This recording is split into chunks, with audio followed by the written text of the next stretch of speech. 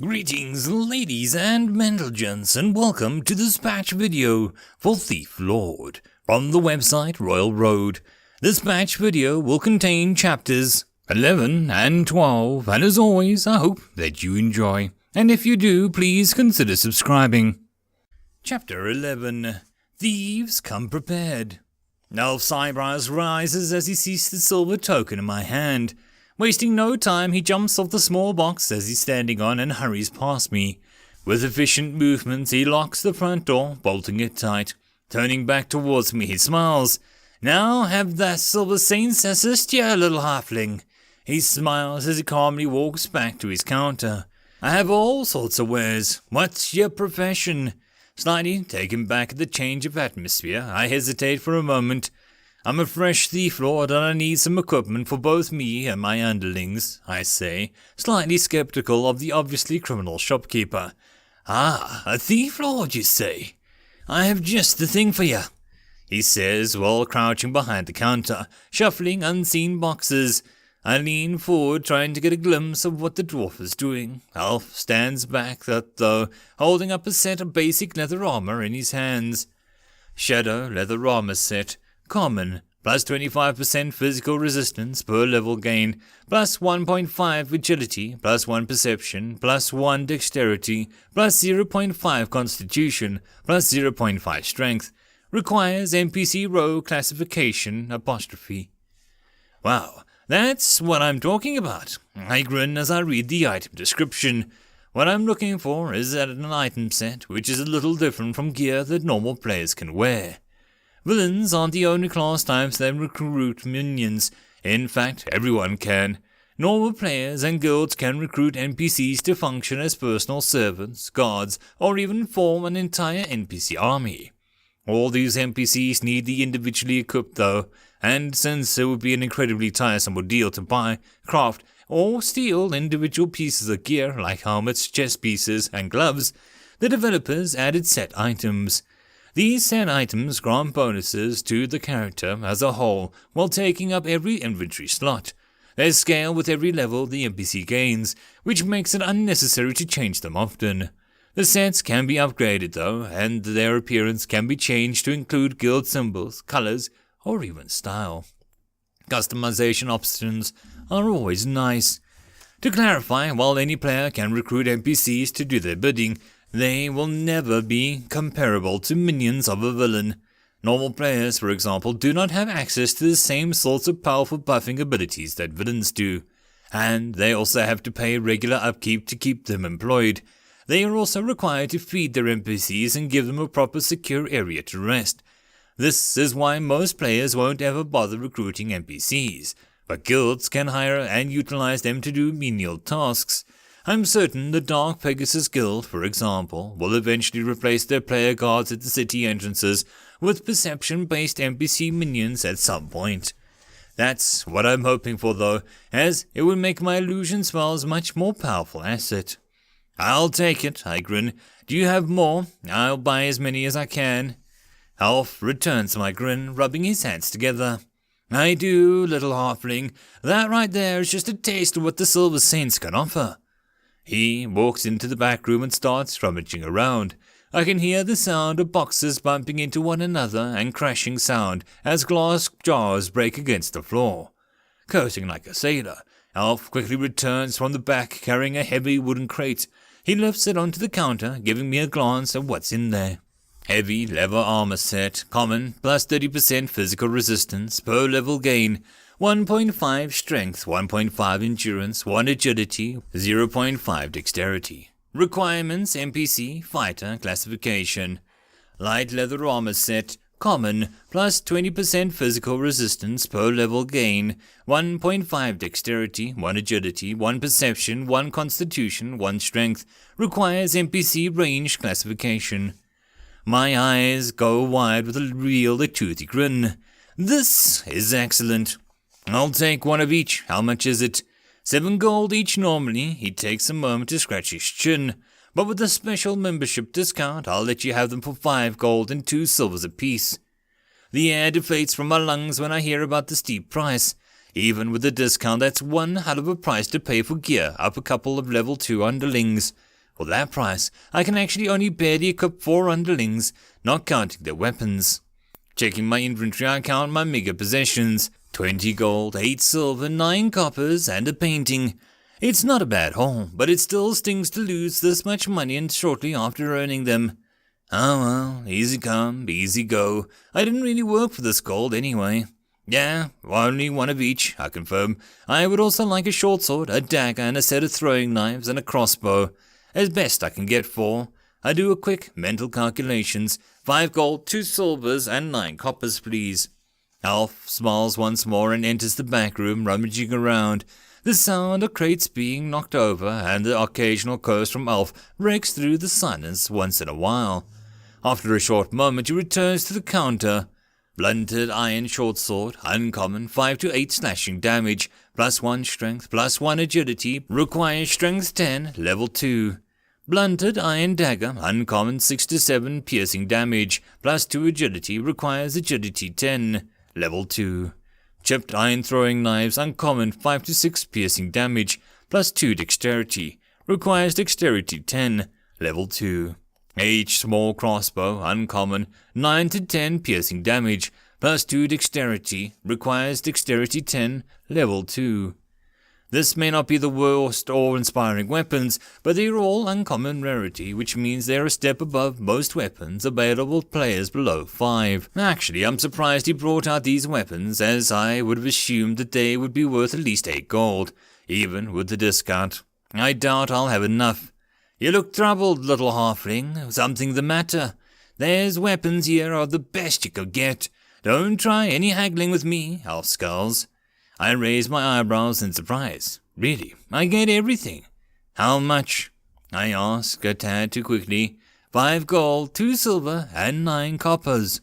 He shrugs. Well, that's probably the most suspiciously sounding pricing that I've ever heard. Am I being scammed here? Something is definitely wrong. No self-respecting criminal would ever give discounts this large, no matter the client. Why the low prices? I ask, raising an eyebrow. Customer discount, he repeats with a deadpan voice. Bullcrap. Why are they really this cheap? I frowned. Eyeing me suspiciously, he leans closer. I involuntarily flinch, not too eager to get an ugly dwarf this close to my face. Let's just say the items didn't come here through regular channels, okay? He says in a hushed tones. No. My cheeks redden. Now it makes sense. This bastard is a fence. These items are all contraband. No wonder he kept them hidden. What a scam. If anyone with a semi-decent analyze skill inspects these items, they'll be notified that the items are stolen, which can be reported to the authorities and will lead to me being penalized. Likely, it won't matter much to me since I'm toast if I'm found out anyway. But I have to make sure that I don't flaunt this stuff when I'm walking around as Rhinehorn Stabberton, crafter extraordinaire. Now I look closer, I notice the small asterisk at the end of the item's names. Focusing on one of the symbols, the item status gets a small addition. Aged, small crossbow, uncommon, 9 to 10 piercing damage, +2 dexterity, requires 10 dexterity and level 2. Contraband. Son of a... There it is. I should have seen it earlier. I never really ran into this problem as a necromancer, as I didn't really get many chances to kill and loot lawful NPCs. Not that I wouldn't do it if given the chance, but there really just aren't that many of them around deep inside the Tulshulg forest. I'll take them, I mutter, handing over all my money. Pleasure doing business with you, little halfling. Alf chuckles as he shoos me out the door. The Silver Saints appreciate your patronage. A door slams behind me for a second time today, the same amount of times I've encountered the Silver Saints. Who the hell are these people? Merchant, fencers, are they supposed to be a secret organization catering to villains' needs? How wasn't this gone public yet? Questions race through my mind as I can't make heads or tails of them. What the hell, though? This game is much deeper than I thought. When I played as a necromancer, I never met anyone. And the ones I did meet I murdered to gain crafting regions for my undead. I wonder what else the game has in store for me as I progress. One of my main concerns when I started playing as a villain was the lack of endgame content. Thinking more carefully about it now, I assume that there has to be something. Could this be it? Doubtful, but it doesn't seem like an interesting feature. I can't wait to explore this as I go. With a renewed sense of purpose, I hurry back towards the sewers where my underlings are waiting idly by. Night has truly fallen and the streets are emptier than earlier. Since most of the NPCs have already gone to bed, there are no quests for the new players to partake in. Several people have already departed the noob district to go hunt outside the city, while the remaining casual players have retreated inside the tavern and are currently busy spending their hard-earned money on whatever brew Joe is serving. There is a surprising amount of casual players hanging around in the noob district, probably because so many people only need a place to stay while their real-life bodies are sleeping. Reaching the sewers, I carefully slip in and soon find myself in the same musky tunnels from earlier. Noticing my approach, my 3 combat underlings step out of the shadows, giving me respectful nods while they await my command. Handing out the armor and weapons, my underlings waste no time equipping it. My underlings aren't supposed to be very talkative, but it still makes my eye twitch that they don't even bother to thank me, or at least make some sort of appreciative gesture, or whatever. Inwardly sulking, I still shrug it off. At least it technically wasn't my money that paid for their stuff. Grabbing the crossbow I bought for myself, I carefully inspect it. It's a solid piece of construction where the wooden stock is slightly cracked, but still able to withstand the pressure of 2 limbs and the string. The small metal hook that holds the string back is slightly rusted, but its overall function hasn't deteriorated. It's a solid craftsmanship, and the damage rating is high. During my exploration of the sewers earlier, I found out that there are actually 3 entrances to this place. One is located behind the tavern to the northwest of the district. One is on the outskirts of the residential area to the east, and the one is behind the church at the training grounds at the center of the district. Since the Davens household is in the residential area, I see no reason not to use the closest exit. Making our way through the sewers, we come across a couple more packs of sewer rats, wasting no time murdering them for experience. I have to say, the combat capabilities of my underlings skyrocketed after gaining the new gear. I'm fairly certain that they are at least the same level as any regular player at the moment, adding in our numerical superiority. I don't envy whichever poor bastard we run into. This actually annoys me a little. When I played as a necromancer, I never really had the option of acquiring weapons and armor of quality for my skeletons, apart from a few sets of gear that I got from some of the class-unique missions for necromancers. The majority of my skeletons were practically naked. That makes me think, did I overlook some sort of way to buy fenced goods as a necromancer? Or maybe there was some other hidden way to get some decent equipment. As it stands now, my Thief Lord underlings are vastly superior to any number of equivalently geared skeletons. Would I have prevailed against Anna's party if I had the same option of gearing my minions? I'm not above using pay-to-win methods to get ahead, especially since winning makes me rich. Damn it. I guess I shouldn't think about this too much. Going down that particular rabbit hole won't do me any favors. Reaching the sewer exit near the residential area, I decide to exit first. I'm not too afraid of being discovered, as I doubt any player would realize that I'm not who I say I am. But it wouldn't be much of a stretch for people to connect the dots if a player suddenly emerges from a hole in the ground with a bunch of NPC criminals in tow. As I once again taste the fresh evening air, I have a look around. Finding nothing of interest, the residential area is all but deserted since the NPCs should already be fast asleep. I open the sewers and signal my underlings to follow, and the 4 of us are soon cowering in the shadows of a 2-story house. I don't yet dare put the villain mask on, as we still have a short way to go, so I order my underlings to keep a fair distance to me and not to raise any suspicions. It's not far, and the track goes smoothly without encountering anyone. We soon find ourselves in a denser part of the residential area, with several houses almost built on top of one another, hugging the exterior of the stone keep. I click my tongue as the architect in this place should be jailed for completely ignoring any and all fire safety regulations. The Davens household is located in the middle of a row of buildings, with the only accessible entrance being the door and the 2 windows at the very front. I was hoping that I could slip in unnoticed from the back alley, but I guess this is the reason the job difficulty is rated at a medium. The street is deserted enough, so I guess it won't matter. I am not comfortable with it though, so I need to take certain precautions. Since the house should be empty, then I doubt I need to bring everyone in with me. Not only is there probably not much room inside, but if a fight were to break out, then I doubt our superior numbers would give us a big advantage. Therefore, I need to select a minion to be a lookout, and who better for such a task than my spotter? Looking around, I spot a small one-story house across the street that has a good vantage point of the Davens household. I have my hoodlums help the spotter climb on the top of it, which should give him a decent view of both the house and the street up front. With his height, as well as using the mark target skill, he should be able to give us a timely warning if anyone approaches, while still keeping hidden from the top dark roof. Content with the placement of my underlings, I take a deep breath. I don't think there is any reason to postpone this heist.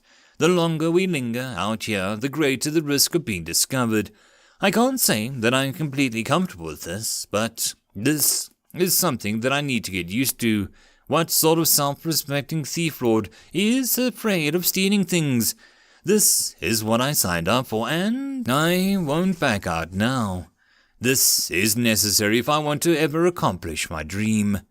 Stealing my resolve, I order my cut post to take point. The rogue is only one with the lock-picking skill, making him essential if the plan is to stay covert. He soundlessly makes his way across the street and starts working on the lock. My skin starts to crawl with anticipation as it's getting to me. My eyes dart from side to side, trying to spot the guards, which I subconsciously know aren't there.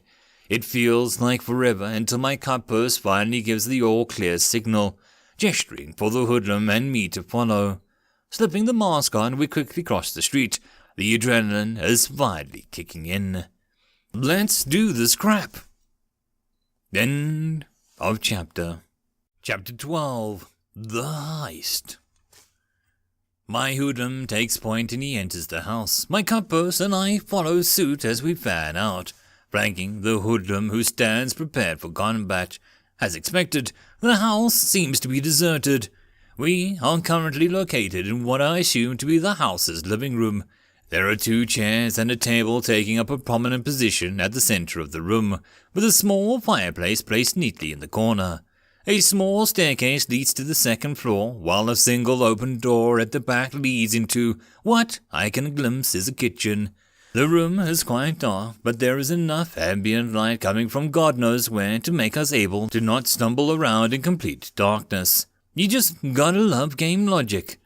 The house isn't really that big, but it is bigger than what I can see. Houses like this usually have a larder and a basement, so I assume that this must be accessible from the kitchen at the back. Since the jobber's description mentioned that the riches in the house are mainly jewelry, then most of the likely location for these are in the bedroom upstairs. It would be stupid to only check the bedroom though, so I order my hoodlum to start checking around for any valuables downstairs, while the cutpurse and I start clearing out the second floor. The most important part of stealing is to always secure the most valuable possessions first, in case something goes wrong and we all have to bail. Making our way up the stairs, my heart skips a beat as the wood creaks at every step. I doubt anyone can hear it, but I could be catastrophic if the wife was still home, sleeping upstairs. Perhaps I should invest a skill in pointing to fleet-footed skill or something. Or maybe I just shouldn't be personally participating in the heists like this in the future.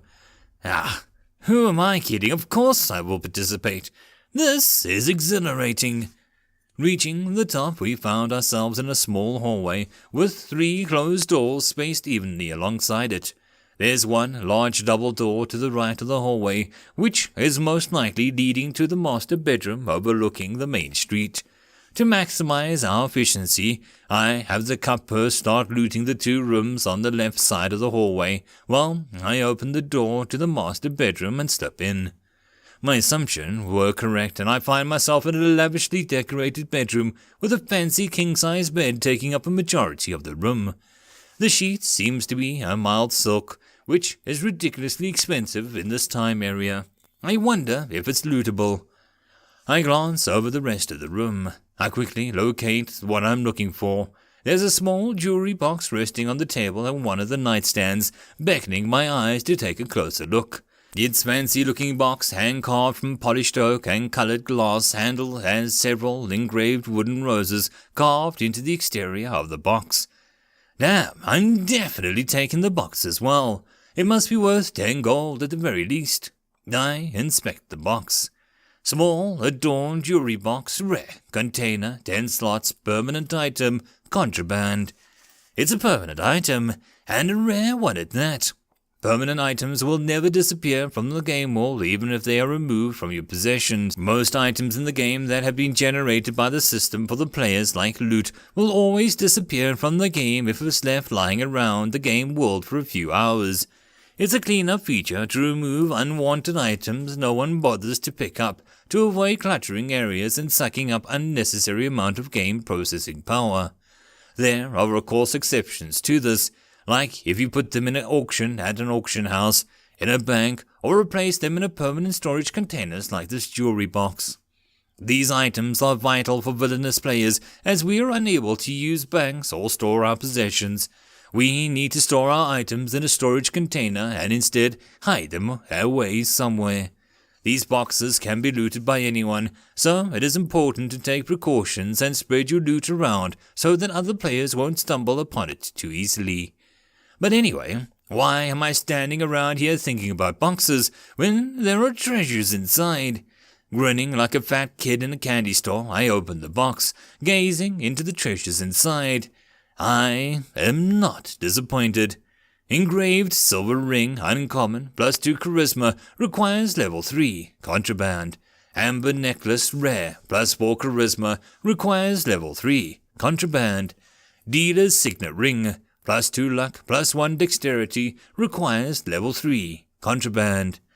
My eyes go wide in surprise. These items are all just insane. What gives? It's just for a medium low-ranked job. These rewards are way better than what I got as a necromantic missions. Is it because the Thief Lord is more reliant on funding? Perhaps, when I think about it, I may not have gotten too many personal items playing as a necromancer, but I did get a lot of free weapons and crafting materials from my undead. Those things could actually have been worth a fortune to a normal player too. If this is the difference between a Thief Lord and a necromancer, it sort of feels like the scam, like this could easily be exploited by someone. Who says it isn't already? Since these jobs are class-specific, I will most likely almost only get items that are usable by my class. There aren't too many classes out there that are reliant on charisma and luck, but there are some. Two, probably also doesn't speak well for me that all of these items have been automatically marked as contraband, meaning if any regular player were to use it and it was discovered, they would receive a hefty punishment from the renown, and their items would automatically get dropped upon death. Regardless if you are a villain or a regular player, you can't even sell them at an auction them off, as no auctioneer would accept stolen goods. The items are essentially almost worthless unless you actually use them and don't die. Maybe that's why the items are more powerful than whatever I gained as a necromancer. It certainly is riskier to operate within the bounds of a city. Could it be that the higher risk gives me better rewards? I need to do some research on this. Assuming that my hypothesis is correct, then I guess it is not the exploitable after all. I sigh, and here I am getting riled up over nothing. The items are still good though, and the ring and the necklace alone should be enough for me to recruit another underling. I just need to reach level 3 first. For now, though, let's see what else I can steal. Immediately moving towards the bed, I try and see if I can swipe the bed sheets. Placing my hand over it, I receive the prompt. This item cannot be looted. Damn. Shaking my head in disappointment, I start going through the dresses. There are a lot of clothes here, and not all of them are lootable. I come across 2 different item sets that show great promise. Embroidered formal dress set, uncommon, bow level gain, 2 charisma, disguise, hides class and reduces infamy level to 0, requires a female NPC, contraband. Embroidered formal suit set, uncommon, bow level gain +2 charisma, disguise, Hides class and reduces infamy to level 0. Requires male NPC. Contraband. Whoa, these are nice. I've heard of these types of items, and they are perfectly for my underlings. They don't offer much in combat scenario, but the disguise function makes them perfect for moving my NPCs around. The disguises are often far from foolproof, and they are quite susceptible to perception checks, but they are making it easier for my underlings to move amongst the NPCs nonetheless. I still shouldn't have my underlings follow me while wearing it, since that'll look ultra suspicious, but it might make it easier for them to hide around the town. I spend a good 10 minutes going off for the room, and I find a small pouch of coins tucked at the back sock drawer. Opening the bag, I count 1 gold coin, 6 silver, and 8 copper. Not a bad haul at all, considering I already stashed the jewelry and the box in my inventory. I don't think there's much left in the room, and I don't have enough perception points to look for any hidden compartments. I should probably have my cut purse go through the room more thoroughly afterwards. I'm just about to head into the hallway when I notice something red in the corner of my eye. Turning around quickly, I realize the red outlining of the 3 humanoid shapes approaching the house from the outside. My stomach drops as I hurry over towards the window, gluing my eyes to the translucent glass. My gaze quickly moves towards the 3 shapes, and I can just barely make out their features. A stumbling woman is escorted by 2 armed and armored men. It looks like she is flat out drunk, and 2 guardsmen are escorting her home. Crap, could that be the wife? My stomach twists itself and I hold my breath. The 3 shapes are nearing our building. As they get closer, I can catch glimpses of the conversation. You just had to get us involved in another social quest, didn't you, Greg? A man complains, and it had to be the slowest moving escort quest in the entirety of Noob District. Really? The other, shorter man is supporting the unsteady woman. What can I say, Kevin? I am a sucker for easy experience. Suey, it's not like that's far. We probably will make more experience in the short amount of time than we would killing rabbits outside the city gates. Easy experience? That tavern keeper was more stingy on the XP rewards than he was at tapping ale. I'd rather tell that old bastard to shove his quest up his... Kevin starts before Greg cuts him off. Stop trying to make the NPCs angry, Kevin. One of these days, your renown points will end up in the negatives if this keeps up. The shorter man snaps at him. Kevin clicks his tongue but says nothing. The odd trio walk in silence a few more meters until they come to a stop. And, of course, it is right outside this place. Madam, ma'am, Mrs. Davens, is this your home? Greg asks the shambling NPC woman. Huh? Who's there? Is that you, Pumpkin? Are you back? How dare you? It's not funny. The woman says incomprehensibly, losing her footing, and she halfway falls to the shorter man. Kevin snorts. Of course, this is the house marked on the map. Let's just ditch her and go collect our reward already. 1 second, I'm just going to make sure she gets in all right. Greg steps forward and grabs the door. Oh, hey, it's open. That's one hell of an easy quest. All right, Mrs. Davens, are you sure you can get to bed on your own? I freeze as I realize what kind of crap I'm in. These 2 are players. If they find out I'm here, then I'm frecked. Ignoring the rest of the conversation, I hurry out into the hallway, quickly making my way downstairs to intercept the woman. By the time I reach the top of the stairs, the female shriek fills the evening air. Freck, I muttered as I leap halfway down the stairs. What greets me is Mrs. Davens standing in the door, clutching the door frame as she screams her lungs out. The room has been thoroughly tossed, no doubt by my hoodlum, who just appeared in the kitchen door. What's the matter? I hear Greg's voice shout from outside, as while Davens is screaming as if her life depended on it. Crap! I hastily cast calm upon her, just to try and shut her up before she attracts any more players and guards. What's going on? Oh crap! Greg exclaims as the thin grey mist surrounds Mrs. Davens' head. A mage! He yells as he grabs Mrs. Davens, putting her out of the door. Freck! I hiss as I equip my crossbow and rush down the last steps to the staircase. I can hear my cutpurse following behind me, and my hoodlum is already charging head first at the door. Crap! Freck! The situation was spectacularly going to crap. The hoodlum breaks through the door, eliciting yelps of surprise from the two players. "Mobs!" one of them yells before I hear the sound of metal striking metal. "Don't let them get through the door!" "Igus!" he yells, stopping my hoodlum dead in his tracks. Oh, frick, someone threw a knife at me! The other voice yells in a panicked voice. I finally reach the door, clutching the door frame as I look outside. I feel a brush of the cutburst passes past me, joining the fray. "There's more of them! We need to find cover!" Greg yells as he blocks an overhand from the hoodlum. "Why the frick are there so many mobs in the noob district? I don't fricking know. Help me with this bastard!" Kevin shrieks as he struggles to avoid my lunging cutpurse. "There's too many of them!" Greg stands his ground and the hoodlum tries to find an opening in the dwarven paladin's guard. "Calm down, Kev. They're only level 2. We can wear them down. Just keep an eye out for the mage," he shouts as he takes a step back, expertly dodging a flying knife coming from behind. "Oh, frick," Kevin yells, his eyes wide up and locking onto me. "That's a thief lord! Run! Fricking run, damn it!" the human paladin screams as he turns and he runs and starts bolting down the street. "What? Where the frick are you? Come back here!" Greg shouts as Kevin, who is already long gone. He blocks another strike from the hoodlum and takes a step back to avoid my cutpurse from flanking him. "You freaking jerk!" he yells as he too turns around and starts running. "No freaking way you are." I raise my crossbow and take a shot at the departing dwarf's back. It's a clumsy shot, but with the short distance and the wide shoulders of the dwarf, it doesn't take that much of a shot to connect. Greg stumbles forward, momentarily dazed by the sudden impact from the bolt slamming into his back. Capitalizing on the situation, my hoodlum tackles the dwarf. The two crash into the ground as my cutpurse joins the fray. Greg pinned to the ground. It doesn't take long until these long string of curses are cut short by the combined effort of my underlings. "You have slain the dwarven paladin Gregorius Lion-Guard, level 3. "Crap!" I shout as I look around.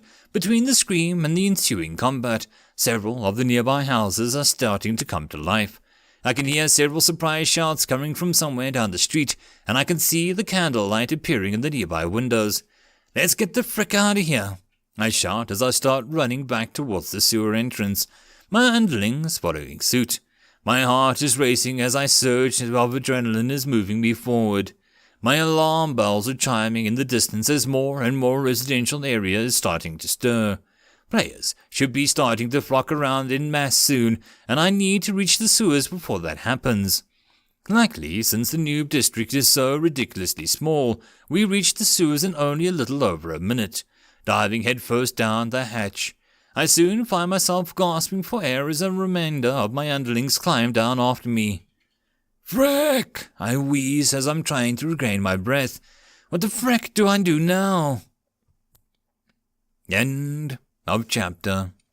And that, my friends, concludes this batch video. If you enjoy the story, please don't forget to go and show the author some support. And if you wish to support this channel, there are links down below. The easiest way to support this channel would be to subscribe and share as much as possible to help this channel grow. And I'll see you all in the next video, and until then I hope you all keep well and safe. Cheers.